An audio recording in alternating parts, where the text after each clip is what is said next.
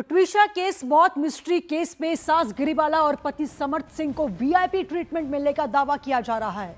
सूत्रों के हवाले से खबर आ रही है, गिरिबाला और समर्थ जेल जाते ही अस्पताल में भर्ती हो गए। सूत्रों के मुताबिक गिरिबाला को उम्र के आधार पर बेड मिला है। समर्थ के वकील के मुताबिक पेशी के दौरान समर्थ के पैर में चोट लग गई, जिसके एक्सरे के लिए अस्पताल उसे ले जाया गया, अस्पताल में रखा गया। दरअसल मंगलवार शाम जेल पहुंचने के बाद दोनों को सामान्य कैदियों की तरह अलग अलग बैरकों में रखा गया था, लेकिन जेल प्रशासन ने दोनों को बकायदा कैदी नंबर और बैरक अलॉट कर दिए थे। मगर उसके अगले ही दिन दोनों को उन्हें जेल के अस्पताल में शिफ्ट कर दिया गया। मिली जानकारी के मुताबिक गिरिबाला सिंह को उम्र के आधार पर और समर्थ सिंह को चोट का हवाला देकर यह सुविधा दी गई है।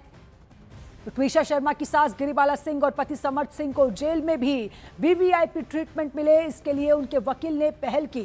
तो बड़ी खबर बता रहे हैं, ग्राउंड वर्क तैयार कर लिया था वकील ने पहले ही। सवाल उठ रहे हैं कि क्या हाई प्रोफाइल आरोपी होने के कारण उन्हें आम कैदियों से अलग वीवीआईपी ट्रीटमेंट दिया जा रहा है। तो जेल में गिरिबाला सिंह और समर्थ सिंह को मिल रहे वीआईपी ट्रीटमेंट पर सवाल उठ रहे हैं। सवाल यह है कि जेल में गिरिबाला समर्थ को वीआईपी ट्रीटमेंट आखिर क्यों दे रहे हैं? क्या हाई प्रोफाइल आरोपियों के लिए अलग नियम है? आरोपी पूर्व जज के लिए जेल के नियम अलग हैं? क्या जेल मैनुअल सभी कैदियों पर लागू नहीं होते? जेल में विशेष सुविधा के लिए सुरक्षा का बहाना क्यों? क्या पूर्व जज होने का फायदा जेल में मिल रहा है? कानून सबसे लिए बराबर है या फिर हाई प्रोफाइल के लिए कुछ अलग कानून बनाया गया है? तमाम सवाल यहां पर खड़े होते हैं।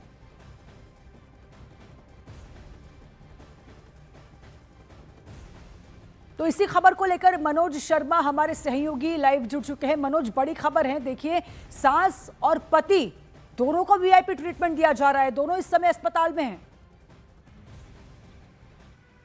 वाकई, क्योंकि अदालत में एक तर्क दिया गया था कि गिरिबाला सिंह ने जज रहते हुए ऐसे कई फैसले दिए होंगे जिसमें किसी कैदी को कन्विक्ट किया होगा और वो भोपाल की जेल में बंद होगा। तो जो जेल में बंद होगा तो इससे हो सकता है कि वो अपनी बदले की भावना से गिरिबाला सिंह के खिलाफ कुछ करे, ये एक तर्क था। इस तर्क के साथ साथ ये था चूंकि गिरिबाला का बेटा समर्थ सिंह भी इसमें आरोपी है और उसके खिलाफ भी यही एक तर्क गिरिबाला के वकीलों की तरफ से उस समय अदालत में पेश किया गया था।